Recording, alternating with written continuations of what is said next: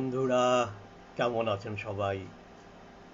গতকাল এই সময় আপনাদেরকে অনেক কথা বলে মাথা ভারী করে দিয়েছি। আমি জানি না কত লোকে শুনেছেন, আহ, কত লোকে আমার পরবর্তীতে শুনেছেন। অনেক ভিউ এসেছিল, দেখা যায়।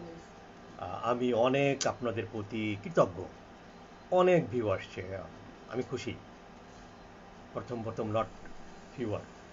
গতকালকে আমি করোনা নিয়ে বলেছিলাম, কারণ এখন তো করোনা আমাদেরকে মোটামুটি চারিদিক থেকে একটা ইম্প্যাক্ট করে রেখেছে, আটকে রেখেছে, যাতে আমরা আহ, এখান থেকে খুব বেশি ভালো পর্যায়ে যেতে না পারি। এই জন্য করোনার একটা যথেষ্ট ভূমিকা আছে, আমরা আইসোলেটেড ফ্রম এভরিওয়্যার। এখন আজকে আমি এর মাঝেও এর একটা একটু বলে নেই। আমি এই জিনিসটাকে একটা প্রোগ্রামে রূপান্তরিত করতে যাচ্ছি। প্রোগ্রামটা এরকম: প্রতিদিন রাত 9:30 থেকে 10:30 পর্যন্ত আমি একটা অনুষ্ঠান করব।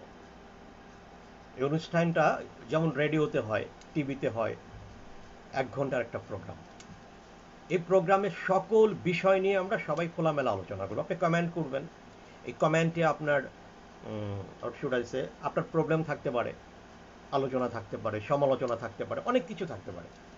এই বিষয়গুলো নিয়ে আমরা একটা সময় করবো। এখানে আমার ব্যক্তিগত কিছু ভালো লাগা থাকবে, যেমন আমি আপনাদেরকে আমার প্রিয় একটা গান শোনাবো,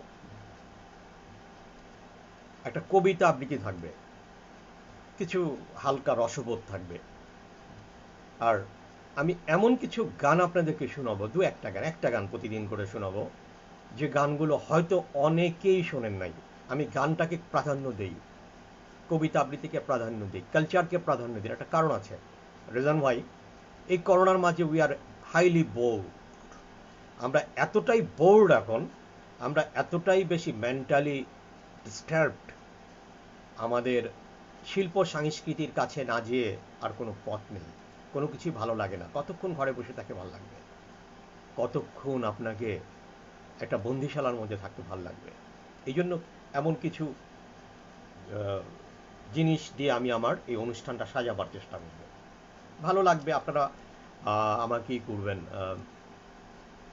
পরামর্শ দিবেন কিভাবে যদি এটাকে আমরা প্রোগ্রেস করতে পারি। এবং একসময় দেখা যাবে ইনশাআল্লাহ, যদি আপনারা সাপোর্ট করেন এবং আমি যদি সংশোধিত হই। সংশোধিত বলতে আমার অনেক কিছু আপনাদের ভালো লাগতে না পারে, কিন্তু তার মানে এটা নয় আপনাদের ভালো না লাগলেও, লাগলো বা না লাগলো, রবীন্দ্রনাথ সাহেব, নজরুল সাহেব বা পৃথিবীর বড় বড় স্রষ্টা যারা, তারা সৃষ্টি করেছেন, যাদের জন্য সৃষ্টি করেছেন তাদের কথা চিন্তা করে না, ওনার নিজের ভালো লাগা থেকে আগে সৃষ্টি করেছেন। আমিও আমার সম্পর্কে অনেকের অনেক কমপ্লেইন থাকতে পারে। আপনারা কমপ্লেইনকে আমার কাছে পাঠাবেন। আমি সব কমপ্লেইন যে খুব স্ট্রংলি কনসিডার করব, শুনবো, সেরকমও না। আমার কাছে যদি সেটা ভালো লাগে এবং সেটা যদি অশালীন না হয়ে থাকে, আমি সেটা ধারণ করব। আর আপনার পরামর্শটা যদি আমার কার্যক্রমের চেয়ে উত্তম হয়, আমি সেটা অবশ্যই গ্রহণ করব। দুটোর জন্যই আপনি ধন্যবাদ পাবেন। তো আমার নাম সৈয়দ মুস্তফা কামাল। আমার ইউটিউব চ্যানেলের নাম সঈদ স্পিরিচুয়াল স্কুল। সঈদ স্পিরিচুয়াল স্কুল। আমি একটা আধ্যাত্মিক স্কুল নাম দিয়েছি। এটা আধ্যাত্মিক বলতে কি, যে জিনিসগুলো নিয়ে আমরা সাধারণত চিন্তা করি না, ভাবি না, বুঝি না, বা বুঝতে চাই না, বা একটু দ্বন্দ্ব ক্রিয়েট হয়, চিন্তা চেতনার মাঝে একটু দ্বন্দ্ব ক্রিয়েট হয়।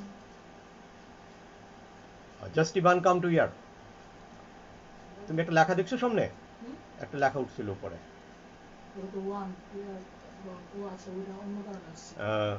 সেই জিনিসগুলোকে আমরা আলোচনা করব। আধ্যাত্মিকতা মানে কি, আমার যে চেতনাটার বাহিরে, চিন্তার বাহিরে, এই যে হাতটা আসছে কিছু একটা না, এই জিনিসগুলোকে নিয়ে আমি আলোচনা করব। কারণ আমার আলোচনার বিষয় কি, আপনি যদি আমাকে এখন বলেন আপনি অন্য যে কোনো টপিক নিয়ে আলোচনা করেন, হয়তো আমি করতে পারবো। কিন্তু আমি বেছে নিয়েছি টপিকটার কারণ এটা আমার অনেক ভালো লাগার টপিক। বেসিক্যালি আমি একজন মাইন্ড মোটিভেটর। মানুষের মন নিয়ে কাজ করি, মানুষের চিন্তা নিয়ে কাজ করি। মোটিভেটিং স্পিকার না আমি। আমার কথা শুনে মানুষ মোটিভেটেড হবে, it's definitely, it could have been, হতে পারে।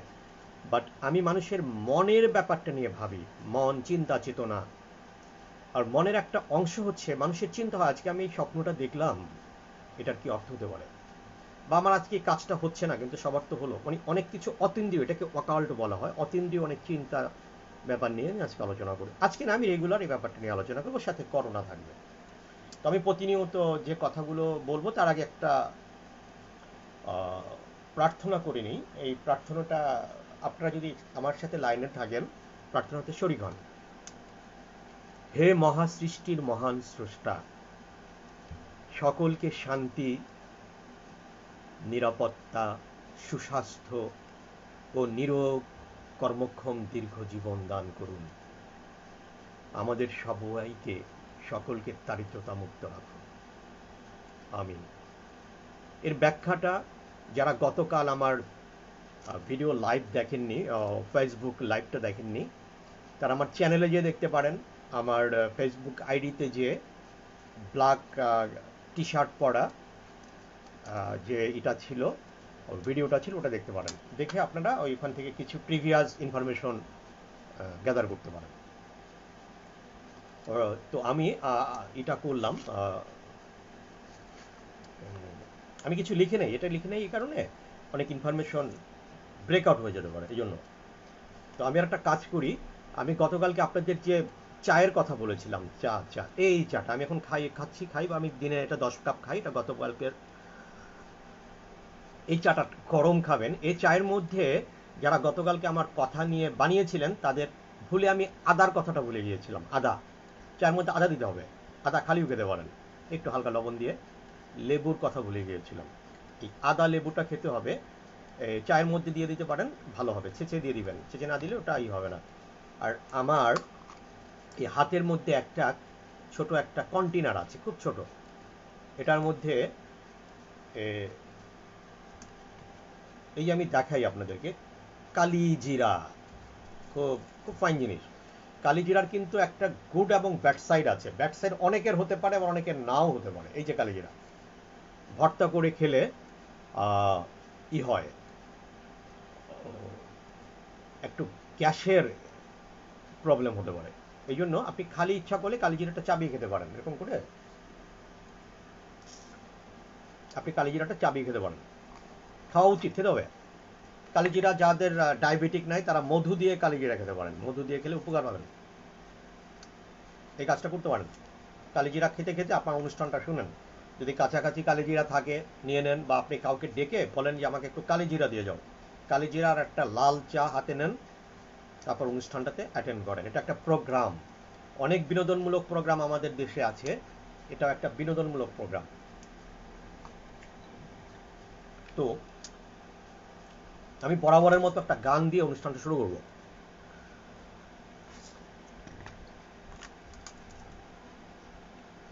আপনারা শুনেন আমার গানটা। এই গানটা শ্রদ্ধেয় আব্দুল জব্বার সাহেব আমাদের স্বাধীনতা যুদ্ধের সময় গিয়েছিলেন। আমি গানটার প্রতি শ্রদ্ধা রেখে বলছি, এর কিছু শব্দ চয়ন আমি একটু চেঞ্জ করেছি, যেহেতু গানটা শ্রদ্ধেয় শহীদদের উদ্দেশ্যে গাওয়া হয়েছে। তো আমাদের করোনাতে যারা ফাইট করছেন তারাও কিন্তু কোনো না কোনোভাবে শহীদ, যারা তাদের জীবন হারাচ্ছেন। সো আমি এই শহীদদের সম্মানে এই গানটাকে উৎসর্গ করছি। সালাম সালাম, হাজার সালাম, সকল শহীদ স্মরণে আমার হৃদয় গেয়ে যেতে চায় তাদের স্মৃতি চরণে। সালাম সালাম, হাজার সালাম,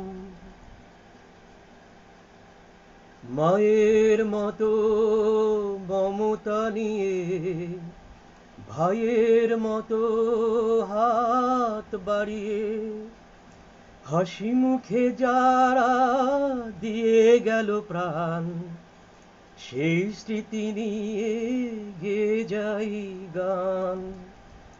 সকল শহীদ স্মরণে আমার হৃদয় গেয়ে যেতে চায় করুণা শহীদ স্মরণে সকল শহীদ স্মরণে সালাম সালাম হাজার সালাম। এই সালাম দিয়েই আমি আমার অনুষ্ঠানের প্রকৃত কথোপকথন শুরু করছি। সবাই আমরা শহীদ হয়ে গিয়েছি, যারা হাত বাড়িয়ে এসেছিলেন অন্যকে বাঁচানোর জন্য, তারা আজ নিজেরাই বেঁচে নেই হয়তো বা, তারা এতটুকু শ্রদ্ধা পেতেই পারেন আমাদের কাছ থেকে। থ্যাংক ইউ ভাই। তো আজ আমি করোনা নিয়ে আগে কিছু বলি, আগে তো সারভাইভ করি, তারপরে জ্ঞান বুদ্ধি পরে হবে, আলোচনা পরে হবে। গতকাল আমি করোনাতে সব ইনফরমেশনগুলো করোনার একসাথে দেওয়া সম্ভব না। It is very difficult or tap to provide all short of information within a one day, কারণ এটা লং প্রসিজার, একটা কনভারসেশন, সময় নেবে। আমাদের করোনাতে কোয়ারেন্টাইনে থাকতে হচ্ছে, আইসোলেশনে থাকতে হচ্ছে, ফিজিক্যাল ইনব্যাঙ্কমেন্টে থাকতে হচ্ছে, বন্দি জীবনে থাকতে হচ্ছে। খুরশিদ আলমের একটা গান ছিল, গানটা আজকে শোনাবো না, আরেকদিন শোনাবো। বন্দি পাখির মতো মনটা কেঁদে মরে, ও আকাশ বলে দাও কি নিয়ে ব্যথা ঢেকে রাখি, বন্দি পাখির মতো। আমরা এখন বন্দি পাখির মতো, কিন্তু এই বন্দি জীবনে আমাদের খেতে হয়, পড়তে হয়, বাহিরে যেতে হয়। আমরা কিন্তু কমপ্লিটলি বন্দি না। এখন প্রবলেমটা হয়েছে, আমি বন্দি, আপনি বন্দি, এক্স বন্দি, ঘরের ওয়াই বন্দি, কিন্তু ঘরের একজন ব্যক্তি যদি বাহিরে যায়, যেতেই হবে, কারণ তাকে ঘরের কমোডিটি প্রোডাক্ট আনতে হবে। সব তো সরকার দিয়ে যাবে না কাউকে গাড়িতে, সম্ভব না। সেক্ষেত্রে ওই যে ব্যক্তি, ভদ্রলোক, ভদ্র মহিলা, আমার মা বোন বাহিরে গেলেন, তিনি আসার সময় সদাইপাতির সাথে, কমোডিটি প্রোডাক্টের সাথে তার বিভিন্ন অঙ্গ প্রত্যঙ্গের বিভিন্ন পার্টে করোনাকে ক্যারি করে নিয়ে আসলেন। এই করোনাকে কি করবেন আপনি তখন? করোনা তো ঘরের ভিতরে ঢুকে গেছে আপনার ড্রেসের সাথে, ফল পাকড়ায় গিয়েছে, সেটি জানাদর থিং। আপনি কি যেই গোসল করতে পারছেন, অনেকে পারছেন না। এই জন্য আমি একটা রিসার্চ করে একটা চিন্তা বের করলাম, একটা অনুভূতি বের করলাম, এবং এই অনুভূতিটা শেয়ার করি। যদি সম্ভব হয়, যদি মনে করেন আমার কথাটা সত্য, রাখবেন, না হলে রাখবেন না। আমরা যারা পরিবারের পুরুষ সদস্য আছি, এদের বস্ত্র অপেক্ষাকৃত নারী সদস্যের চেয়ে একটু সংকুচিত থাকে, প্যান্ট, শার্ট, দ্যাটস এনাফ। আর আমাদের মা বোনদের নর্মাল বস্ত্রের সাথে আব্রু থাকে, হেজাব থাকে। প্রতিদিন তাকে হেজাব ধোয়া সম্ভব না, তার আব্রু দেওয়া সম্ভব না, হয়তো তার পোশাকটা ধুতে পারেন। সে যদি বাহির থেকে এসে বাথরুমে চলে যান, সম্ভব না তার পক্ষে। সে বাহির থেকে এসে ওই জিনিসগুলো নিয়ে সে রান্নাঘরে চলে যাবেন, রান্না করছেন, রান্নাঘর থেকে তার বডির থেকে এই করোনা ভাইরাস অ্যাডজাস্ট ফ্যানের মাধ্যমে পার্শ্ববর্তী বাড়িতে যাচ্ছে, তার ঘরের মাঝে যাচ্ছে, ফ্যান চলছে। আর আমি পুরুষ সব কিছু কিনে কেটে এসে আমি চাইলে আমার ড্রেসটা, একটা শার্ট, একটা প্যান্ট ধুয়ে আমি গোসল করে চলে আসতে পারি। আমার মা বোন চাইলেও সেটা পারবেন না। সো আমি অনুরোধ করব, যদি প্রয়োজন না হয়, if it is not respective duty to you to do that job, তাহলে চেষ্টা করবেন মা বোনরা এই ক্রাইসিস পিরিয়ডে ঘরে থাকতে। আমরা পুরুষরাই দায়িত্বটা নিব এখন আপাতত, বাজার সদাই করা, বাহিরে যাওয়া। এখন যদি আমার যেসব কর্মজীবী মা বোনরা আছেন, তাদের যদি যেতেই হয়, সেক্ষেত্রে তো প্রয়োজনীয়তার কোনো মশলা নাই, সো সেটা তাকে করতেই হবে, সেখানে সিকিউরিটি মেনটেন করতে হবে। আর এটা আমার একটা করোনার ইনফরমেশন। আর এক কথায় আবার গতকালকের কথাগুলোকে আমি একটু রিভিউ করি। এক কথাতে, ঘুমাতে হবে 8 ঘন্টা, টেনশন থাকা যাবে না, গায়ে রোদ লাগাতে হবে, অ্যাটলিস্ট 2 বার গোসল করতে হবে, এবং প্রতিবার চেষ্টা করতে হবে সাবান ব্যবহার করে গোসল করা। বাথরুমের গোসলটার কন্টিনিউশন থাকতে হবে, খুব তাড়া না থাকলে 30 মিনিট। আমি একদিন আপনাদের গোসলের উপরে ক্লাস নিব, আপনারা জেনে খুশি হবেন গোসল ইবাদতেরই একটা অন্যতম ইম্পর্টেন্ট পার্ট। গোসল কিভাবে সাইন্টিফিকলি করতে হয় আমি সেটা আপনাদেরকে একবার শেয়ার করব আপনাদের সাথে। আর যতটুক পরিমাণ খাবার আপনি কালেক্ট করতে পারেন ততটুক পরিমাণ খাবার খাবেন। এক খাবার প্রতিদিন খাবেন না। আজ মাছ খেলেন, রাতে খেলেন, দুপুরে খেলেন না। সকালে যেটা খাবেন দুপুরে সেটা খাবেন না, দুপুরে যেটা খাবেন রাতে সেটা খাবেন না। খেলে ভালো হবে না। আপনার বডির ভিতরে অনেক প্রোটিন, সিমিলার প্রোটিন গেলে এটা একটা রিয়াক্ট করবে। এটা কি বলা যায় এটাকে?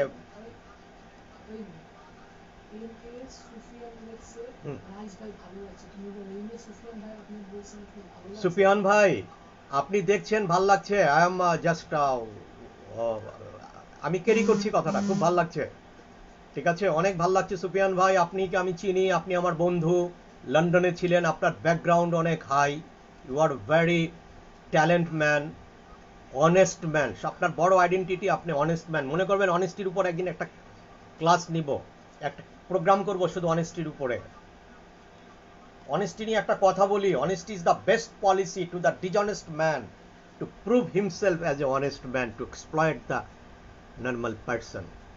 বাট আপনি খুব ভালো মানুষ, আমি যতটুকু আপনাকে দেখেছি। আমি আপনার দীর্ঘায়ু কামনা করি, সুস্বাস্থ্য কামনা করি। তো যে কথাটা বলছিলাম, গোসল করতে হবে দুবার, সুযোগ পেলে ক্যাট স্লিপ করতে হবে। ক্যাট স্লিপটা 8 ঘন্টা ঘুমের চেয়েও ভালো। সুযোগ পেলাম 10 মিনিট 5 মিনিট ঘুমিয়ে, এটাকে আমরা বাঙালিরা ভাত ঘুম বলি। ব্রিটিশ যুদ্ধের সময় এই ক্যাট স্লিপের অনেক ইম্পর্টেন্স ছিল। বিশেষ করে হিটলার সাহেব ক্যাট স্লিপটাকে অনেক ইম্পর্টেন্স দিতেন। আমি কথার মাঝে অনেক বিষয় নিয়ে কথা বলবো। একবার একরকম কথা বললে কখনোই এটা ভালো লাগবে না, কখনোই না। আমি দেখছেন এই মহাশূন্য নিয়ে কথা বলছি, সাথে সাথে আবার সাগরের নিচ নিয়ে কথা বলছি, হিমালয় পর্বত নিয়ে আমরা আলোক করবো। At the same time Kawran বাজারের আজকে গাবের কেজি কত সেটা নিয়ে আলোচনা করতে পারি। যদি প্রয়োজন হয়, অপ্রয়োজনের কোনো কথা বলবো না, প্রয়োজনীয় আলোচনা করবো। তো আজকে করোনা নিয়ে এটা বলি, আপনারা এতটুকু আজকে করোনা নিয়ে আপনারা শুনেন, মানে করবেন, এই কাজটা করবেন। করোনা নিয়ে কি করতে হবে? আমরা পুরুষ লোকটার দায়িত্ব নিব বাইরে না যাওয়ার। আমাদের মা বোনরা যিনি অপেক্ষাকৃত কম বাইরে যায়, আর যেদিন যে বাইরে যাবেন শুধু সেই যাবেন, একাধিক লোক যাবে না। এখন বাচ্চাদেরকে নিয়ে আমি আগামীকালকে বলবো বাচ্চারা এই করোনাতে কি করবে, how they will enjoy the corona crisis period. তারা কিন্তু বোর্ড আছে, বাচ্চারা দৌড়াদৌড়ি করবে, ছুটাছুটি করবে। আমাদের ঢাকা শহরের প্রায় প্রত্যেকের লোকের গড় অ্যাকোমোডেশন হচ্ছে হার্ডলি 1000 স্কোয়ার ফিট, সর্বোচ্চ, বেশি নেই। মাঠটার তো এমনিতেই বাবা বহু আগেই খোঁজ খবর নাই, মাঠের উপরই বিল্ডিং। আপনি আমি যেখানে বসে আছি সেখানে একসময় মাঠ ছিল, এখন মাঠের অস্তিত্ব পাওয়া যাবে না। তো বাচ্চাদেরকে নিয়ে আরেকদিন আলোচনা করবো, আজকে আমি এতটুকু করলাম। এখন আজকে আপনাদের কোনো প্রশ্ন থেকে থাকলে, সুফিয়ান ভাই কি লিখলেন আপনি? থ্যাংকস সুফিয়ান ভাই, থ্যাংকস লট। তুমি আমাকে একটু মেসেজটা রিপ্লাইতে হেল্প করে আব্বু। আর আমি আপনাদেরকে একটু ধন্যবাদ দিই, আমার ছেলে আমার সাথে পিছনে সাপোর্ট করছে, ঠিক আছে? আর কমেন্ট আমি পড়ে দিব, কারণ আমি যখন কথা বলি কমেন্টের দিকে অনেক সময় কমেন্ট আমার চোখ থেকে এড়িয়ে যেতে পারে, ঠিক আছে? তো আজকে আমি প্রথম যে জিনিসটা নিয়ে আলাপ করব, আজকে বিষয়ের আলোচ্য বিষয়, আমি দেখেন, আমির ইংলিশ ওয়ার্ড হচ্ছে I, the sign of one, who I am. আমরা কখনো এটা নিয়ে ভাবি নাই, নেভার। তো আমি যদি আমাকে না চিনি, if I can't identify myself, আমি আমাকেই চিনি না, সেক্ষেত্রে আমার বাড়ি ঘর, বাবা মা, ভাই বোন, কাউকেই আমি চিনবো না। কেউ জিজ্ঞাসা করলো আপনি কে, আমি বললাম ভাই আমি বলতে পারবো না ভাই আমি কে। আপনার বাবার নাম তো সে জিজ্ঞাসা করে না, সে তো বলবে আমি একটা পাগল, নিজের নামই বলতে পারে, আবার বাবার নাম জিজ্ঞাসা কোন ফাটা বসে বলি, তাই না? স্রষ্টাকে চেনা তো অনেক পরের ব্যাপার হবে আমাদের জন্য। আগে আজকে আমরা আমাদেরকে চিনি, তারপরে আমাদের রেসপেক্টিভ ডিউটি কি, what we have to do. আমরা কেন এই পৃথিবীতে আসলাম? এমনিতে জন্মগ্রহণ করেছি, এমনিতে পৃথিবীতে আসছি? প্রশ্নই আসে না। আমরা আসছি to take some particular respective job, এটা নিয়ে আমরা আসছি। আস্তে আস্তে আমরা স্রষ্টার সাথে পরিচিত হব। আমরা যে স্রষ্টাকে চিনি, স্রষ্টা সেই, বাট আমাদের পরিচয়ের মাঝে একটু দ্বন্দ্ব আছে, যার জন্য ইমানের শক্তি কম, আমাদের বিশ্বাসের শক্তি কম। কারণ স্রষ্টাকে ওইভাবে আমরা সাইন্টিফিকলি চিনতে পারি নাই।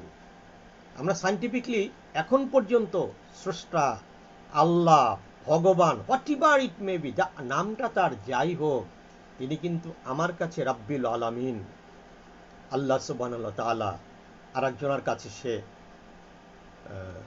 যে নামেই পরিচিত হোক না, তিনি এক, অদ্বিতীয়। সেটা আমি সাইন্টিফিকলি আপনাদেরকে প্রুভ করব। তিনি আছেন। বিজ্ঞানসম্মতভাবে যদি এটা প্রুভড হয়ে যায়, আপনার ইমান অনেক শক্তিশালী হবে। আপনি যদি জেনে যেতে পারেন এই দেশে একজন শক্তিশালী সরকার আছে, সে চাইলে আপনার বিরুদ্ধে অনেক কিছু করতে পারে, আবার আপনাকে সে অনেক সুবিধাও দিতে পারে। আপনি কিন্তু তার মন জয় করার জন্য, সুবিধা আদায় করার জন্য, you will do lot of job to get his honour, to get his attention. আমি স্রষ্টার সাথে পরিচয় করে দেবো ইনশাল্লাহ পরে। আপনারা জানেন, তারপরে বলো আপনার আমি কে, হু ইজ আই এম। এই হাতটার কথা যদি আমি বলি, এটা কি হাত? কার হাত? আমার হাত। এখন আপনি একটা জিনিস দেখেন, একটা লোকে গেট নক করলো, এরকম করে গেটকে নক করলো। আমি জিজ্ঞাসা করলাম, হ্যালো, কে ভাই? উনি উত্তরে বললেন আমি। ফাইন। দ্বিতীয়বার আরেকজন ব্যক্তি এসে বললেন, প্রশ্ন করলাম, কে ভাই? আমি বললাম, সে আবার বললেন আমি। তৃতীয়বার তৃতীয় আরেকজন ব্যক্তি এসে বললেন, ভাই গেটটা নক করছেন কে? বলল আমি। তিনজনই কি আমি? আসলে তো তিনজন তিনটা ভিন্ন সত্তা, but all is identified himself as I. মানে হলো কি, তাহলে সবাই আমি, সবারই নাম আমি, সবাই এক, কারণ এক আল্লাহ তৈরি করেছেন। আপনি প্রশ্নের উত্তরে আসেন, আমরা সবাই তো আমি, তার মানে কি সবাই এক, তাহলে সবাই আল্লাহর স্রষ্টা, এক আল্লাহর স্রষ্টা থেকে সবাই আইডেন্টিটি এক, তাই না? এখন মিস্তুবিসি কোম্পানি যদি একটা মোবাইল তৈরি করে, মনে করেন 086 নাম্বারের একটা মোবাইল তৈরি করলো, তো সব মিস্তুবিসি স্যামসাং কোম্পানির মোবাইল একই মোবাইল হবে, একই আইডেন্টিটি হবে। এক কোম্পানি সেটা তৈরি করেছে, আর এক কোম্পানি তৈরি করলো, তো সেটা সে প্যাটেন্ট রাইটে তার বিরুদ্ধে একটা হবে, লিগেল একটা অব্লিগেশন তার বিরুদ্ধে আসবে। তাহলে আমরা কিন্তু এখানে বুঝে ফেলতে পারলাম, এই কথার উত্তরে আমরা বুঝলাম একজনই আমাদেরকে সৃষ্টি করেছেন এবং আমরা সবাই এক। দেখেন, আপনার যে রোগ হবে, করোনার ওই চীনে যে ব্যক্তির করোনা হয়েছে, তার সাথে কি আমার রক্তের কোনো সম্পর্ক আছে? নাই। তার যে অর্গানগুলোতে করোনা হিট করেছে, যেভাবে সে ইফেক্টেড হয়েছে, আমি তো সেই অর্গান ইফেক্টেডই তো আমি আক্রান্ত হচ্ছি। মানে সে আর আমি সেম, শুধু আমাদের সত্তা আলাদা। আমরা দুজন, কিন্তু আমরা কিন্তু এক, we all are equal same. আমাদের প্রত্যেকটা ব্যক্তির রেডিও অ্যাক্টিভিটি কানেক্টিভিটি সেম।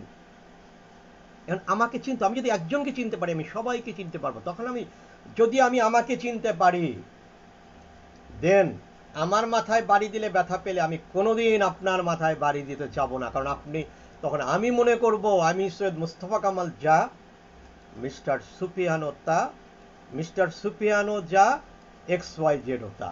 তখন আমি নিজে প্রতারিত হতে চাবো না, আমি আরেকজনকে প্রতারিত করতে চাবো না। কারণ আমি তো মনে করব তখন সব আমি, তখন আর আমরা থাকবে না, আমরা সবাই হব আমি। Am I right or wrong? At least একটা কমেন্ট করে জানাবেন প্লিজ ভাই। কমেন্ট করেন, আমি উৎসাহিত হই। আমার মস্তিষ্কের ভিতর থেকে অনেক ভালো ভালো কথা বের হবে, যেগুলো এতদিন আপনাদের জন্য রেখে দিয়েছি। এখন এই হাতটা হচ্ছে আমার হাত। মাথাটা কার? আমার মাথা, মুস্তফা কামালের মাথা মনে করেন। এই প্রোগ্রামটা কে করছে? মুস্তফা কামাল এই প্রোগ্রামটা করছে। আল্লাহ না করুক মুস্তফা কামাল সাহেব মারা গেল, এই দেহটা কার? মুস্তফা কামালের। আল্লাহ না করুক মুস্তফা কামাল সাহেব মারা গেল, তার ডেড বডিটা পড়ে আছে। কেউ যদি জিজ্ঞাসা করে এটা মুস্তফা কামালের ডেড বডি কোথায়, ডেড বডিটা কার, সবাই বলবো ওই যে মুস্তফা কামালের ডেড বডি। তাহলে মুস্তফা কামাল কোথায়? সবই তো কামালের, এভরিথিং। বাড়ি কামালের, গাড়ি কামালের, বউ কামালের, ছেলে মেয়ে কামালের, এভরিথিং ইজ মুস্তফা কামালের। কেউ কিন্তু বলতেছে না এটা মুস্তফা কামাল, এটা মুস্তফা কামাল। তাহলে মুস্তফা কামালটাকে এই মোস্তফা কামালটা কি দেখা যাচ্ছে? ধরতে পারতেছেন? আপনি ধরে দেখান তো যে এটা মোস্তফা কামালটা ধরছি। মোস্তফা কামালের হাত ধরছেন, পা ধরছেন, তার সব কিছু। এই মোস্তফা কামালটাই হচ্ছে সেই স্রষ্টার রিপ্রেজেন্টেটিভ। স্রষ্টাকে যেমন দেখা যায় না, স্রষ্টাকে যেমন ছোঁয়া যায় না, মোস্তফা কামালকেও দেখা যায় না, ছোঁয়া যায় না। মোস্তফা কামালের কিছু জিনিস ছোঁয়া যেতে পারে, বাট মোস্তফা কামালকে ধরা যায় না, সুফিয়ানকে ধরা যায় না, জাফরকে ধরা যায় না। কারণ তারা অদৃশ্য শক্তি।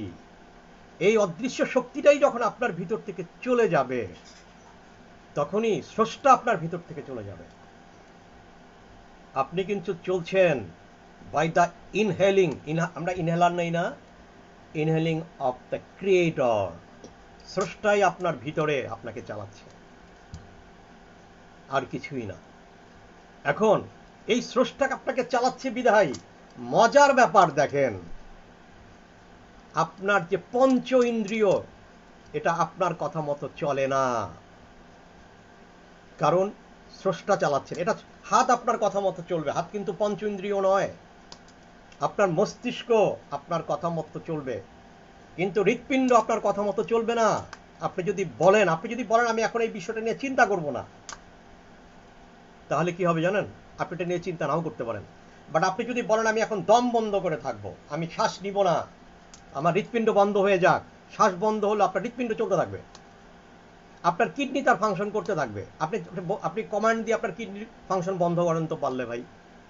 চোখের দেখা বন্ধ করতে পারবেন, কিডনি বন্ধ করতে পারবেন? আপনার লিভারের ফাংশন বন্ধ করতে পারবেন? পারবেন না। আপনার ব্লাড সার্কুলেশন বন্ধ করতে পারবেন? পারবেন না। কারণ কি? ওই সেইগুলি হচ্ছে আমি, যেটার উপর আপনার ভিতরেই তো বাবা আপনার ক্ষমতা নাই। আপনি আপনার ভিতরকে নিয়ন্ত্রণ করতে পারেন না। You can't control your inner function, কারণ ওগুলো স্রষ্টার ক্ষমতাতে চলছে। স্রষ্টা সবকিছুই চালাচ্ছে, বাট ওই যে মাস্টার ফাংশনিংগুলো, ওগুলো স্রষ্টার কাছে রেখে দিয়েছেন। ওই স্রষ্টার ওই ফাংশনিংগুলোই হচ্ছে আমি। আমি বলতে আমি বুঝাতে চাচ্ছি, আপনি হচ্ছেন আউট অফ সাইট, আপনাকে কখনোই দেখা যায় না, ধরা যায় না, ছোঁয়া যায় না। এমন একটা শক্তি, যে শক্তি দ্বারা আপনি পরিচালিত হচ্ছেন, এই শক্তিটাকে যদি আপনি চিনে ফেলতে পারেন, জাগ্রত করতে পারেন, আপনার কমান্ডের আওতায় নিয়ে আসতে পারেন, আপনার রিকোয়েস্টের আওতায় নিয়ে আসতে পারেন, তাহলে আপনি অনেক বেশি স্রষ্টার কাছে নিজেকে গ্রহণযোগ্য করে তুলতে পারবেন। স্রষ্টার সান্নিধ্য পেতে আপনার অনেক সাহায্য হবে। কথাগুলো একটু ভারী, আরেকটু সহজ করে বলে দেই। আপনাকে নিজেকে নিয়ে চিন্তা করতে হবে, টু থিঙ্ক ইয়োরসেলফ। এখন আমি সক্রেটিস সাহেব, এই কথাগুলো সক্রেটিস সাহেব বলেছিলেন প্রথম, আমি যতটুকু জানি। সক্রেটিস সাহেবের প্রবলেমটা হয়েছিল একটু, আমি কিছু পৃথিবীর বিখ্যাত ব্যক্তির জীবনী নিয়ে বলবো, ইম্পর্টেন্ট কথাগুলো। কিছু কিছু লোকের উপরে আমার একটু দুঃখ কষ্ট আছে, তাতে সর্বপ্রথম কষ্ট দুঃখটা হচ্ছে সক্রেটিস সাহেবের উপরে। উনি এত ট্যালেন্ট ছিলেন, এত জ্ঞানী ছিলেন, কারণ তার আগে আর কোনো পৃথিবীতে জ্ঞানের চর্চা সেভাবে হয় নাই। উনি যদি শুধু একটু কম্প্রোমাইজ করতেন, সেটা হচ্ছে কম্প্রোমাইজটা হচ্ছে অনিষ্টির সাথে কম্প্রোমাইজ। জীবন বাঁচানোর জন্য আল্লাহ পাকও বলেছেন তুমি জীবন বাঁচাইতে মিথ্যা কথা বলো, যদি দরকার হয় জীবন বাঁচাইতে যুদ্ধক্ষেত্রে যা ঘোড়ার মাংস খাইতে পারবা, কারণ ঘোড়া ছাড়া পথ নেই বাঁচা, পরে খাবা না। উনি যদি একটু কম্প্রোমাইজ করে ওনার জীবনটাকে সেভ করতে পারতেন, আমরা জ্ঞানের আরো অনেক কিছু জেনে যেতে পারতাম। ওনার সততা ওনার সাথে চলে গেছে, ওনার জ্ঞান ওনার সাথে চলে গেছে, অ্যাজ এ রেজাল্ট আমরা মানব জাতি ক্ষতিগ্রস্ত হয়েছি। উনি যদি আরো বেশি, আমার ধারণা ওনার জ্ঞানটাও সেই মুহূর্তে অতটা পরিপক্ক হয় নাই। যদি হতো, উনি নিজেকে সেভ করার জন্য কম্প্রোমাইজ করতেন মানে কি, উনি সত্যটাকে সেভ করতেন। উনি তো নিজে হেমলক খেয়ে চলে গেলেন সেই বোকা কিছু লোকের রং ডিসিশনে, উনি ওনার জীবনটাকে দিয়ে দিলেন। কিন্তু ওনার জীবনটার মূল্য অনেক বেশি ছিল, ওনার জন্য না হলো আমাদের জন্য, কারণ ওনার জীবন বেঁচে থাকলে জ্ঞান পেয়ে যেতাম আমরা। এই জন্য একটা বিষয়টা এরকম ছিল। আমরা কম্প্রোমাইজ করব। যে ব্যক্তি কম্প্রোমাইজ করতে পারে না, কম্প্রোমাইজ মানে কি আপনি জানতে হবে। আল্লাহর নবী, উনি আমার কথাতে না, বিদেশিদের একটা পুস্তক, যেখানে 100 পিপলের একটা জীবনী দেওয়া ছিল, সেখানে আমার রাসূলের কে শ্রেষ্ঠ মহামানব বলা হয়েছিল। উনি, যার শিক্ষক হচ্ছেন আল্লাহ রাব্বুল আলামিন, উনি নিজেই সন্ধি করেছেন জীবনের বিভিন্ন জায়গাতে, বিভিন্ন যুদ্ধে। উনি কি কম জ্ঞান রাখেন? সন্ধি মানেই হচ্ছে কম্প্রোমাইজ। কম্প্রোমাইজ মানে হেরে যাওয়া না, কম্প্রোমাইজ মানে জেতার জন্য। দুষ্ট লোককে ওই মুহূর্তে দাবায়া রাইখা আমার সত্যটা তাকে বুঝানোর জন্য আপাতত তার সাথে সন্ধি করছি। আপনার জীবনে প্রতিটা ক্ষেত্রে যদি আপনি কম্প্রোমাইজ করতে পারেন, ইনশাআল্লাহ আপনি একদিন উন্নতির শিখরে যাবেন। আর যদি আপনি কম্প্রোমাইজ না করতে পারেন, আপনার বসের সাথে একটা ভুল করেছেন, বস বলেছে তুমি কালকে থেকে আর আসবা না, আপনি যদি বসকে সরি বলে যে বস আমাকে আর একটা সুযোগ দেন, আমি আর এটা করব না, এটা কিন্তু কম্প্রোমাইজ। বস চিন্তা করবে ঠিক আছে ছেলেটা যেহেতু সুযোগ চেয়েছে আমি একটা দিয়ে দেখি। বস কিন্তু আপনার সাথে কম্প্রোমাইজ করলো না, আপনার কম্প্রোমাইজের সাড়া দিল সে। বসের আপনার সাথে কম্প্রোমাইজ করার দরকার নাই। কিন্তু আপনি যদি ইগো দেখায়া বলেন যে ঠিক আছে এত কষ্ট করলাম তারপরে দাম পাইলাম না, সাতারে চাকরি করবো না, আপনি হেরে গেলেন। পরবর্তী চাকরি কবে পাবেন আর আপনার আদৌ কিছু হবে কিনা আর অন্য। আপনি জীবনে সব ক্ষেত্রে কম্প্রোমাইজ করেন। কম্প্রোমাইজের প্রসেসটাকে আমি কিছুক্ষণ কম্প্রোমাইজ নিয়ে কথা বলি। আমি নিয়ে তো বললাম, আমির বিষয়টা হচ্ছে, আবার একটু শেষ করি, আমি পর্বটা একটু শেষ করে দিই। আমিকে চিনতে হলে আপনাকে চিন্তা করতে হবে, প্রথমে একটা প্রশ্ন করতে হবে। উদাহরণস্বরূপ আপনারা একটা কমেন্ট করবেন সবাই, আমি চাই আমার বয়সটা ধারণা করে, আমার বয়স কত হতে পারে, আমি কত বছর বয়স আমার, এটা একটা ধারণা করবেন, গেজ করবেন সবাই। আমি জিনিসটা হচ্ছে আমাকে চিন্তা করতে হবে। উদাহরণস্বরূপ আমি বলি 1960 সালে মনে করেন এক ভদ্রলোক জন্মগ্রহণ করেছেন। 60 সালের বা 1965 সালের 1 জানুয়ারি একটা লোক জন্মগ্রহণ করেছেন।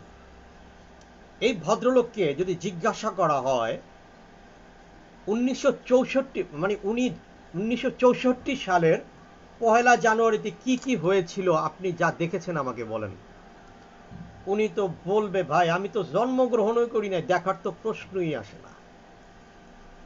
তার মানে কি ওই সময় তো সে পৃথিবীতে ছিলই না, উনি কিছু দেখেন নাই, মানে ওই সময় সে মৃত ছিলেন। তাতে পৃথিবীর কি কিছু আসে গেছে? পৃথিবীতে সে সূর্য চন্দ্র জোয়ার ভাটা ইচ অ্যান্ড এভরিথিং তার ফাংশনটা according to system of nature চলেছে।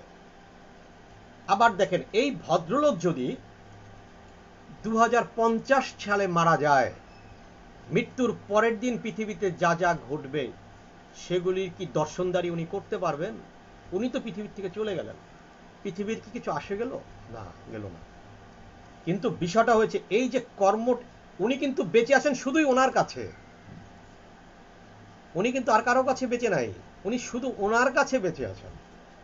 উনি মরে গেলেন, বাকি লোকটা তো বেঁচে রইল, বাকি লোকটা সে আহার নিদ্রা ঘুম সব কাজ চালিয়ে যাচ্ছে, উনি শুধু করছেন না। বিষয়টা হচ্ছে আপনি হচ্ছেন, আপনি হচ্ছেন পৃথিবী, আপনি হচ্ছেন সব।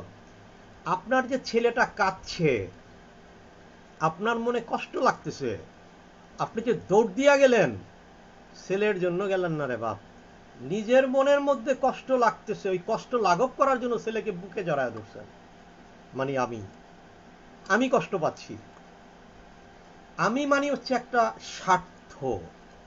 when I will say আমি একটা স্বার্থ। স্বার্থটা কি? স্বার্থটা হচ্ছে এক, অদ্বিতীয়। আল্লাহ যেমন অলমাইটি, আল্লাহ এক। আমি কিন্তু কোনো শিরক করছি না, কথাটা কিন্তু বুঝবেন। শিরকটা আল্লাহই চালাচ্ছেন সব, যেহেতু আল্লাহ এক, সব আমি এক। আল্লাহ যে এক এটার প্রমাণটা আমি আরো সায়েন্টিফিকলি আগামীকালকে দেবো, আগে আমি আমাকে চিনি। সুতরাং এই আমি যদি না থাকি সব শেষ। আমাকে ভালোবাসতে হবে, আমাকে ততটুক ভালোবাসতে হবে যতটুক ভালোবাসাতে ক্ষতিটা অন্য ব্যক্তির না হয়। চরমভাবে আমাকে ভালোবাসতে হবে। আমি পৃথিবীতে যাই করি না কেন, what ever I am doing, everything I am doing for myself. আমি আমার জন্য করছি, সব কিছু আমার জন্য, আমার সুবিধার জন্য। আমার এই সুবিধাতে কারো ক্ষতি হচ্ছে, কারো উপকার হচ্ছে, কেউ মধ্যবর্তী অবস্থানে আছেন, বিষয়টা এরকম। যাই হোক, আমি এখন আমাকে চিনা বলতে অত তো আধ্যাত্মিক ব্যাপারে অত গভীরে পৃথিবীতে অনেক কিছুর উত্তর আপনি পাবেন না, যেমন সময় কাকে বলে পাবেন না, আমি সময় ব্যাখ্যা দিব। তারপরে টাইম থেরাপির উত্তরটা পাবেন না, টাইম ট্রাভেলটা পাবেন না, প্রেম কাকে বলে পারবেন না, সত্যিকারের মৃত্যু কি জিনিস সেটা বোঝানোটা টাফ। কারণ সত্যিকারের মৃত্যু তো আমি তো আমার জন্মের আগে আমি মৃত ছিলাম, আমার মৃত্যুর পরে আমি মৃত, আসলে মৃতটা কোথায়? অনেকগুলো বিষয় আছে যেগুলোর প্রকৃত তার সবচেয়ে বড় ঘাপলাটা পাচ্ছে আসলে আমি কে। এই আমিকে যদি আমি চিনে ফেলতে পারতাম, অ্যাকুরেটলি চিনতে পারতাম, আমি অনেক জটিলতা থেকে রক্ষা পেতাম। কারণ আমি একটা সোনা আছে আমার কাছে, আমি সোনাটাকে বুঝতে পারছি না এটা কোন মেটাল। রূপার দোকানে গেলাম, রূপা বলতেছে 2000, সে তো চিনে ফেলছে সোনা। সিলভার বলতেছে তামা বলছে 500। যখন আমি সোনার দোকানে গেলাম সে চাচ্ছে 4000 টাকা বলছে, তখন আমার ভিতরে একটা কনফিডেন্স ভেঙে গেল যে দামটা মনে হয় আরো বেশি হতে পারে। আর সেটা সোনার লোকটা কিন্তু প্রকৃত দামটাই বলেছে, কিন্তু আমি প্রথম আমার কনফিডেন্সটা নষ্ট করেছি তামার দোকানে যেয়ে। তামালা বলছে কম দাম, আমি মনে করেছি যেহেতু দামটা আস্তে আস্তে বাড়ছে এটার দামটা আরো বেড়ে যেতে পারে। প্রবলেমটা হচ্ছে আমি আমার নিজেকে চিনি না বিধায়, দ্যাটস ওয়াই প্রবলেমটা তৈরি হয়েছে, আর কিছু না। Someone Quraisi, maybe I am watching me. I don't know, Mr. Quraisi, either you are a Bangladeshi guy or not. Rukhai Quraisi. আমার একটু চোখে প্রবলেম আছে, কিছু মনে করবেন না, আমি দূরের কিছু লেখা পড়তে পারি না, আই সাইডে প্রবলেম আছে আমার একটু, আমার চশমা দেখে বুঝতে পারছেন। আমি যদি উচ্চারণে ভুল করে থাকি ক্ষমা করে দিবেন, কারণ মানুষের নামের উচ্চারণটা মানুষ পছন্দ করে না। আমির কিন্তু আর একটা কেরামতি আছে, দেখবেন আমি কতটা কার্যকর। দেখবেন আপনি যদি একটা গ্রুপ ফটো দেখেন সেখানে সবসময় আপনার নিজেকে খুঁজে বের করবেন যেখানে আমার ছবিটা কোথায় আছে, হোয়ার আই অ্যাম। মানুষ নিজেকেই ভালোবাসে, নিজের নামটা যদি ভুল উচ্চারিত হয় সে একটু নিজেকে একটু মনে করবেন। আমি কিন্তু আসলে দেখতে পাচ্ছি না রুখি কুরাইসি সামথিং এলস ইজ ওয়াচিং। আমি আপনাকেও ধন্যবাদ দিচ্ছি ভাই, আপনি অনেকক্ষণ যাবত আমার অনুষ্ঠানটা দেখছেন, দেখতে থাকেন, ভাল লাগবে। আমার সাথে চলতে থাকেন, একটা সময় 1 ঘন্টা প্রতিদিন আমার সাথে দিতে থাকেন, নাচেত আপনি আমার ভিডিওটা দিয়ে জেনে যেতে পারবেন, ভিডিও থেকে দেখে দেখবেন। এক সময় দেখবেন যে আপনার কাছে কোনো প্রবলেম নেই। কেন প্রবলেম নেই? আপনার কাছে কোনো সমস্যা মনেই হবে না, কোনো সমস্যাই নেই, কারণ আপনি তখন নিজকে চিনে ফেলতে পারবেন। আর যখন আপনি চিনে ফেলতে পারবেন তখন আপনার কাছে এটা সমাধান হবে না, কারণ আপনি নিজে চিনে ফেলতে পারলে আপনার বাড়িটা তো আপনি চিনে ফেলেছেন, আপনি আপনাকে, দ্যাটস অল। আমি আর এই বিষয়ে কথা আপাতত বলছি না। আবার একটু বলে নেই, আজকে আপাতত আমাকে রক্ষা করতে হলে, আমিকে যদি রক্ষা করতে হয় বুক ভরে শ্বাস নিতে হবে, এরকম নিয়ে একটু আটকে রাখবেন, একটু কয়েক সেকেন্ড আটকে রেখে 3 4 5, খুব বেশি আটকে রাখবেন না, বেশি আটকে রাখলে আবার আপনার বডিতে অক্সিজেন ডিফিসিয়েন্সি হয়ে যাবে। আস্তে আস্তে ছেড়ে দিবেন আবার নেবেন, ছেড়ে দিবেন আবার নেবেন, এরকম কয়েকবার করেন। তাতে হবে কি, করোনা থাকলে একটু কাশি টাশি বের হয়ে যাবে। আর সেকেন্ড ওয়ান হচ্ছে আপনার শ্বাস প্রশ্বাস তন্ত্র ও লাং শক্তিশালী হবে।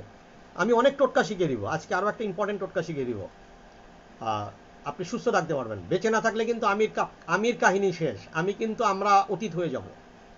এখন আমি আর একটা টপিক নিয়ে আলোচনা করি, এক টপিক অনেকক্ষণ ভালো লাগবে না। আমরা সময় নিয়ে একটু আলোচনা করি, দরকার আছে, সময়টা ইম্পর্টেন্ট জিনিস। সময় কাকে বলে সেটা নিয়ে পরে আলোচনা করব। আমরা সময়কে ইংলিশে, বাংলাতে এটাকে কাল বলি, কাল। প্রথম হচ্ছে টাইমিং কাল, সকাল বিকাল এরকম বলে থাকি, সকাল বিকাল। আবার ঋতু বিভাগে বলি গ্রীষ্মকাল, শীতকাল, শরৎকাল, হেমন্তকাল। অনেকে খাবারের অভাব বলে বলি আকাল। কালটা কিন্তু মূলত সময়। সময় নিয়ে ভাই অনেক কথা বলতে হবে, অনেক কথা। আমার এখানে সময় যা,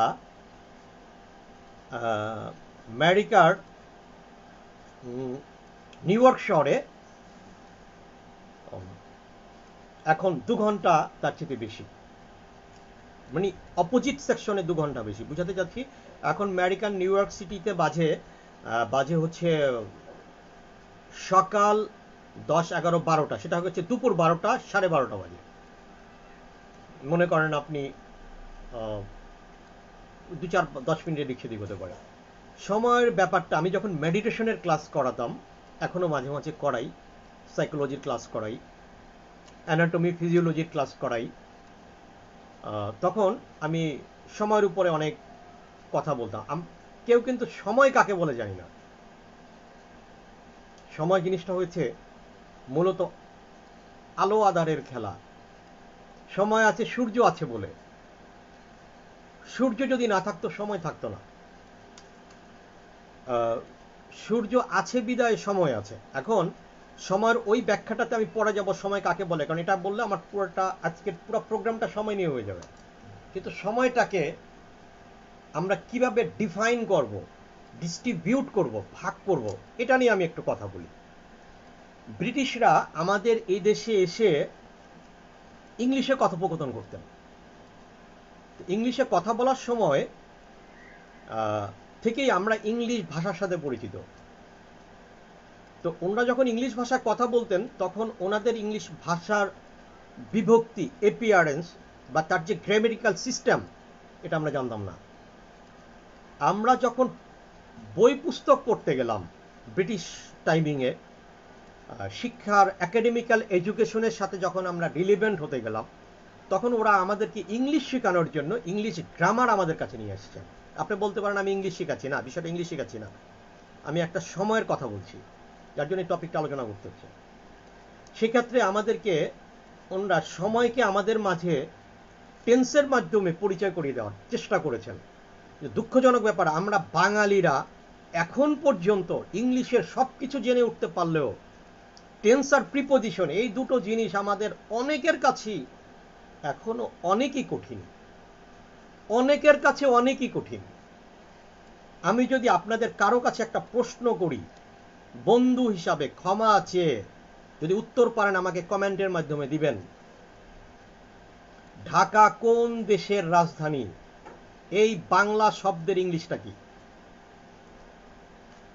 আপনারা কেউ বলবেন না Dhaka is the capital of Bangladesh, এটা হচ্ছে উত্তর, ঢাকা বাংলাদেশের রাজধানী। আমি প্রশ্নটা ঢাকা বাংলাদেশের রাজধানী বলি নাই, আমি প্রশ্ন করেছি ঢাকা কোন দেশের রাজধানী। এই বাংলা বাক্যের ইংলিশটা কি হতে পারে? এখন ব্রিটিশরা আমাদেরকে সময়টাই তিনভাবে দিয়েছেন: present tense, past tense, future tense. এখন আমি আধ্যাত্মিক চোখ দিয়ে একটু চিন্তা করলাম, সবাই যেটা চিন্তা করছেন আমি সেটা করছি না, তাহলে আমি একটু আলাদাভাবে চিন্তা করছি। আলাদা চিন্তাটা কোথা থেকে আসছে? অন্তর্দৃষ্টি থেকে। কারণ আপনি অন্তর্দৃষ্টিতে সেটা চিন্তা করতে পাচ্ছেন না বিধায় আমার সাথে আপনার চিন্তার ডিফারেন্সটা হচ্ছে। আপনি যদি স্টেডিয়ামকে শুধু স্টেডিয়ামই দেখেন তাহলে আপনি সাধারণ চোখে দেখছেন, আর আমি যদি স্টেডিয়ামকে শুধু স্টেডিয়াম না দেখে ওখান থেকে আমি মনে করি যে পৃথিবীটাও তো এরকম গোল, কিন্তু পুরো স্টেডিয়াম মার্কেটটা ঘুরলে কিন্তু মনে হবে না যে আপনি গোল চক্করের মধ্যে ঘুরছেন। আমি যদি পৃথিবীর অস্তিত্বটাকে স্টেডিয়ামের ভিতরে নিয়ে আসতে পারি তাহলে আমার চিন্তাটা পৃথিবী চিন্তার চাইতে স্টেডিয়ামটা অনেক ছোট, তাহলে পৃথিবীটাকে ওভাবে বোঝার জন্য আমার জন্য সহজ হবে। ওটাও গোল, স্টেডিয়ামও গোল, পৃথিবী অনেক বড় মাপের গোল। বিষয়টা এটা একটা উদাহরণের জন্য বললাম। এখন আমি যদি আমার অন্তর্দৃষ্টির চিন্তাটাকে এইভাবে সাজিয়ে নেই, টেন্সটাকে তো আমি চাইলেই চেঞ্জ করতে পারবো না, কারণ এটা পৃথিবী স্টাবলিশড হয়ে গেছে। একটা মিথ্যা হলো, ভুল হলো, সেটা স্টাবলিশড হয়েছে।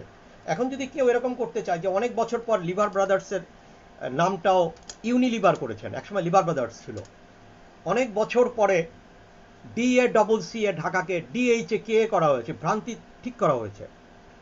ভুল না, ভ্রান্তি। ভুল মানুষ কখনোই ভুল করে না, আমি গত অনুষ্ঠানে বলেছিলাম।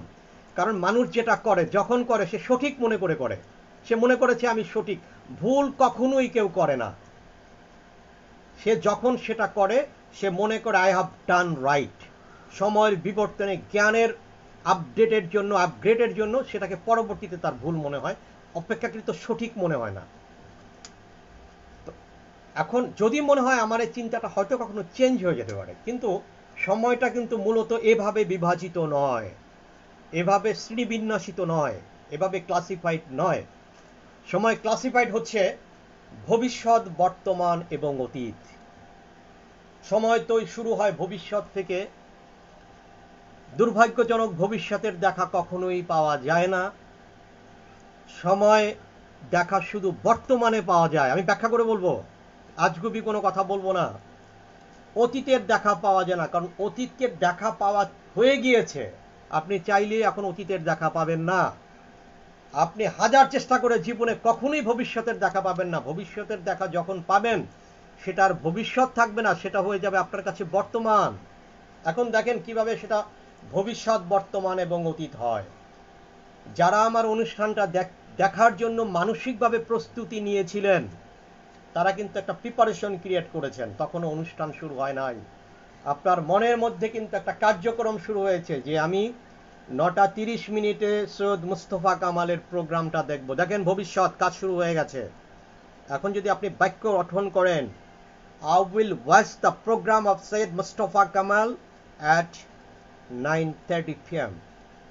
টেন্স শুরু হয়েছে, কিন্তু সময় শুরু হয়ে গেছে, কাজ শুরু হয়ে গেছে, কার্যক্রম শুরু হয়েছে। কারণ ওই অনুষ্ঠানটা দেখার জন্য আমি এখনই অ্যাকশনে চলে এসেছি। আমার ডিভাইসটাকে আমি চার্জে দিয়ে রেখেছি, আমি খাওয়া দাওয়া থাকলে কাজ থাকলে, কারণ আমার বিশ্বাস ইনশাআল্লাহ একদিন এই অনুষ্ঠানটা প্রতিটা ব্যক্তি, বাংলাদেশ, বাংলার বাহিরের, আমি ইংলিশেও এই প্রোগ্রামটা করব, ট্রান্সলেট করলে সময়টা অনেক বড় লেগে যাবে, দেখবেন। এই বিশ্বাসটা আমি রাখি, কারণ আপনারা প্রতিটা ব্যক্তি জ্ঞানী, পৃথিবীর প্রতিটা মানুষ জ্ঞানী, তারা প্রত্যেকে নিজেকে ভালোবাসেন।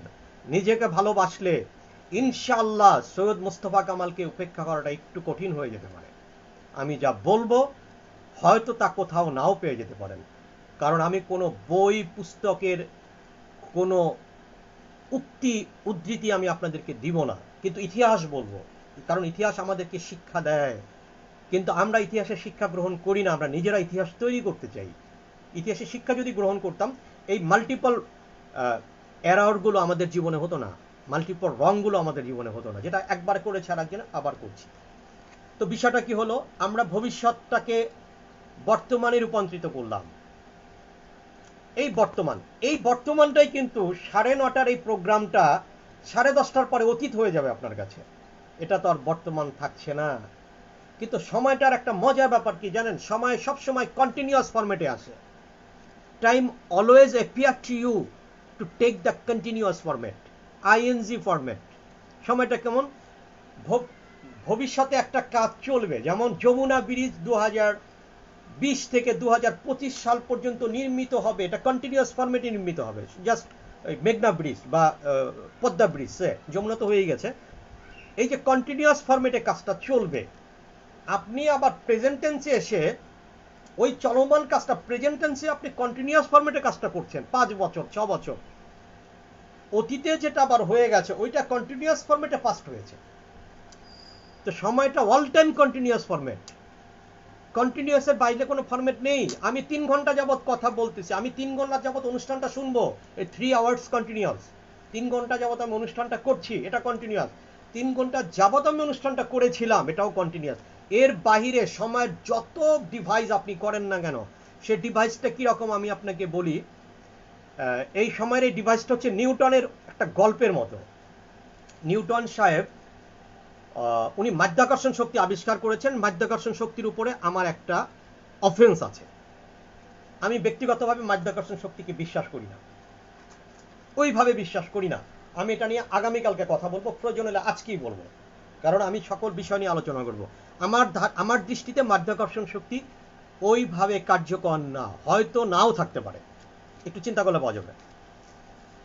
বিষয়টা হয়েছে নিউটন সাহেব মনে হয় মুরগির উপরে এই ফর্মুলাটা উনি চিন্তা করলেন কি, যেহেতু আমার একটা মুরগির খাঁচা আছে, আমি মুরগিকে মা মুরগি বের করার জন্য আমি একটা বড় দরজা করেছে খাঁচাতে, আর বাচ্চা মুরগি বের করার জন্য ছোট একটা খাঁচা করেছে। তো প্রথম সে কি করলো, চিন্তা করেছে আগে মা বের হয়ে যাক, মা বের হলে আমি পরে ছোট খাঁচার দরজাটা খুলে আমি বাচ্চা মুরগি বের করে দিব। তো যেই উনি মা মুরগির দরজাটা খুলে দিলেন, মায়ের সাথে বিসমিল্লাহ বইলা তার পিছে পিছে সবটি বাচ্চা মুরগি দিছে দৌড়। নিউটন সব তো আহাম্মক হয়ে গেলেন, হ্যাঁ এটা কি হইলো, আমি মায়ের সাথে তো বাচ্চাও গেছে, তাহলে আমি কি এত আহাম্মক, আমি ছোট একটা দরজাও খুলেছি, মানে কি আমি কাজটা সঠিক করি না। তো ওটা হবে কি, আপনি যখন সময়কে গুলিয়ে ফেলবেন, ওই দেখবেন সব সময় দৌড় দিয়া ওই দিক দিয়ে চলে গেছে, ওই বাচ্চা মুরগির মতো একদিন অনেস্টলি যে ওই কন্টিনিউয়াস ফরম্যাটের মধ্যে ঢুকে গেছে। তো সো বিষয়টা তাই। এখন আপনারা যদি অনুমতি দেন আমি একটা ফোন রিসিভ করি, খুব ইম্পর্টেন্ট ফোন। হ্যালো, ওয়ালাইকুম আসসালাম। তুমি এক কথাতে বাবা বলো, আমি পরে তোমার সাথে কথা বলছি, প্লিজ। সমস্যা? হ্যাঁ, না কোনো ইম্পর্টেন্ট কিছু?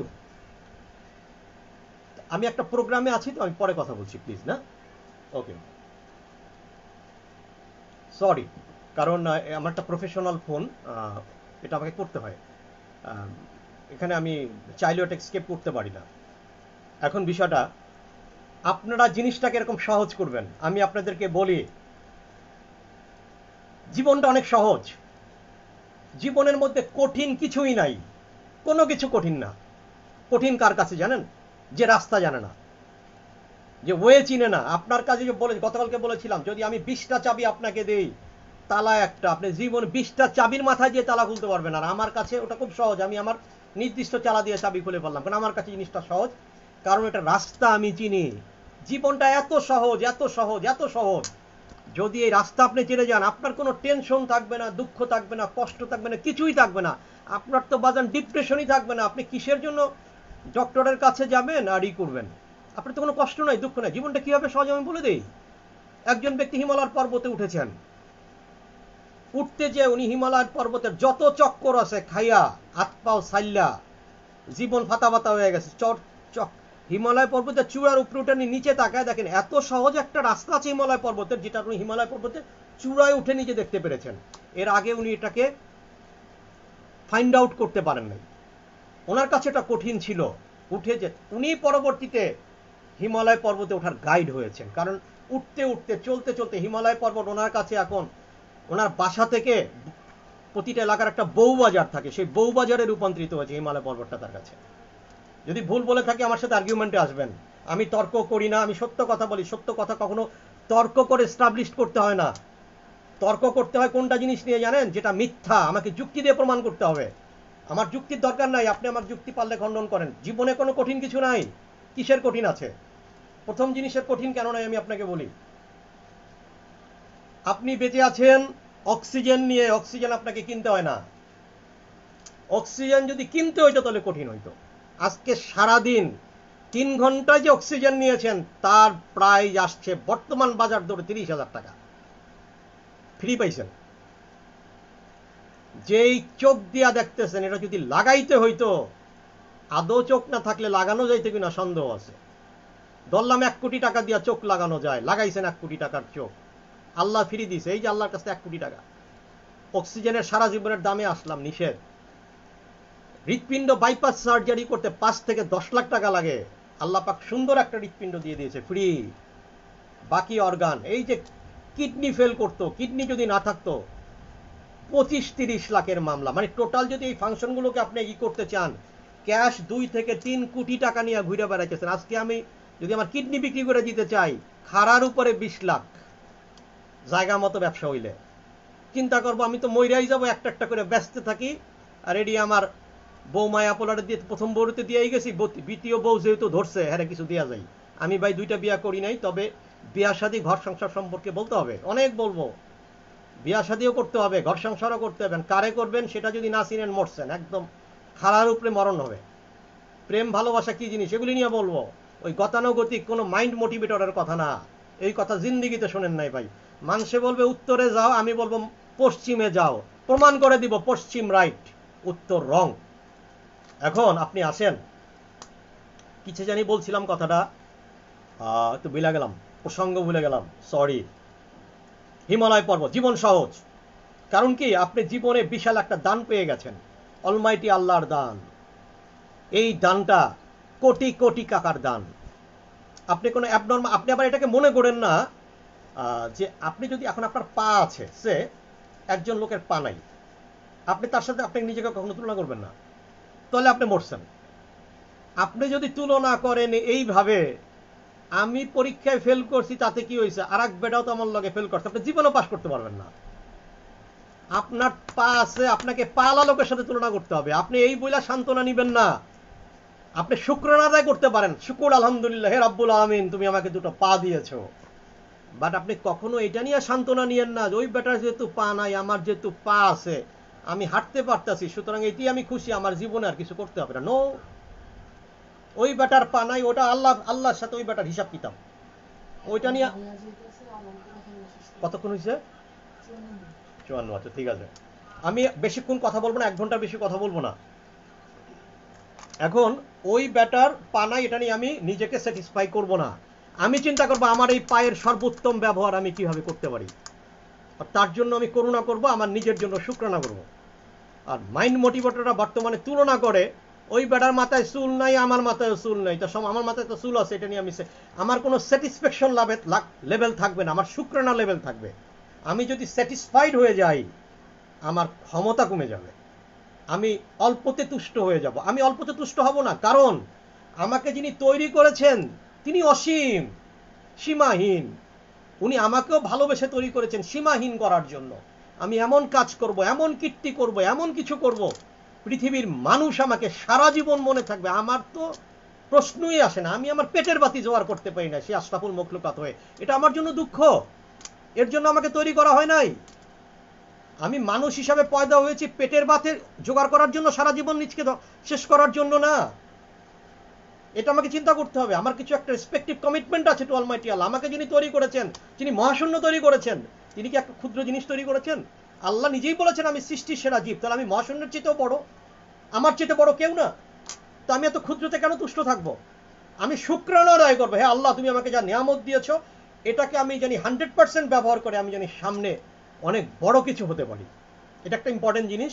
আমি একদিনে কোনোদিন এত কথা বলতে পারবো না, এই কথার কোনো শেষ নাই, শুরু আছে। আপনি আজ থেকে মনে করবেন নিজে যে আমি অনেক দামি জিনিস, এই যে আমিটার মধ্যে ঢুকলাম, I am a very precious thing, আমি অনেক দামি জিনিস। আমার এই দামটাকে, মূল্যটাকে অ্যাকুরেটলি অ্যাপ্লিকেবল করতে হবে। আমি যদি আইনস্টাইন হতে পারি, আমি যদি হিটলার হতে পারি, ব্যাড হিটলারের কথা আমি বলতে চাই না, আমি যদি রবীন্দ্রনাথ হতে পারি, সেই আমি, কামাল ভাই বলেছে সেই সব আমি, এক আমিও চাইলে সবকিছু পারবো। Why I can't? আমি কেন নিজেকে আন্ডার এস্টিমেট করি? আমি নিজেকে কেন অক্ষম মনে করি? আমি নিজেকে কেন স্যাটিসফাই করে ফেলি? না, স্যাটিসফাই হওয়ার জন্য মানুষকে তৈরি করা, মানুষকে আত্মতুষ্ট করার জন্য করা হয় নাই। আমি রবীন্দ্রনাথকে বলতে পারি, রবীন্দ্রনাথ তুমি অনেক বড় কবি, অনেক কিছু লিখে ফেলেছো। রবীন্দ্রনাথ যদি নিজে মনে করতে আমি অনেক কিছু লেখা ফেলাইছি, রবীন্দ্রনাথ জিন্দিগিতে তার পরের কবিতা লেখারই তো তার দরকার নাই। সে তো মনে করছে আমি নোবেল পেয়ে গেছি, আমার আর কবিতারই দরকার নাই।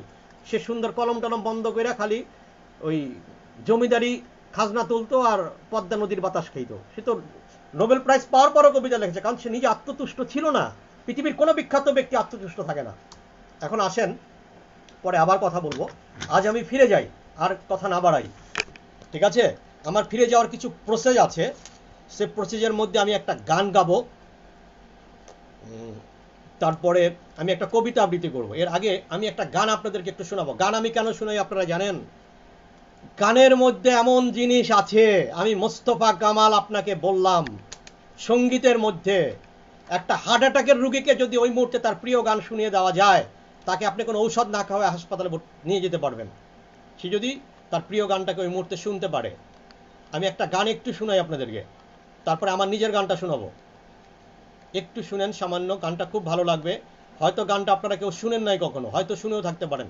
গানটা শুনে কেউ বলবেন এই গানের শিল্পীটাকে। পুরাটা শোনাবো না, অনেক সময় লাগবে।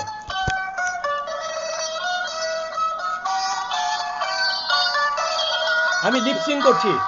জন্মদিনে বলতে এলাম শুভ তোমার জয়ন্তী, জন্মদিনে বলতে এলাম শুভ তোমার জয়ন্তী, হাসির উপহারে এবার ভরে তোলো নয়ন্তী, জন্মদিনে বলতে এলাম শুভ তোমার জয়ন্তী।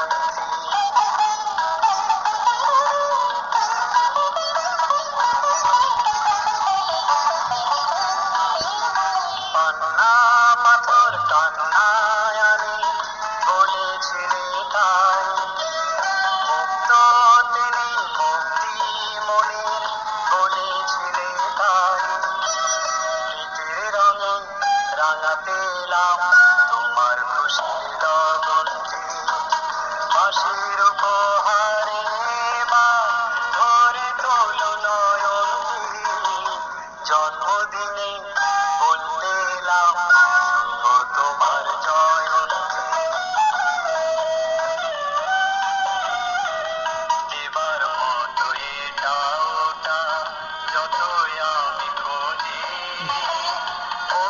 করে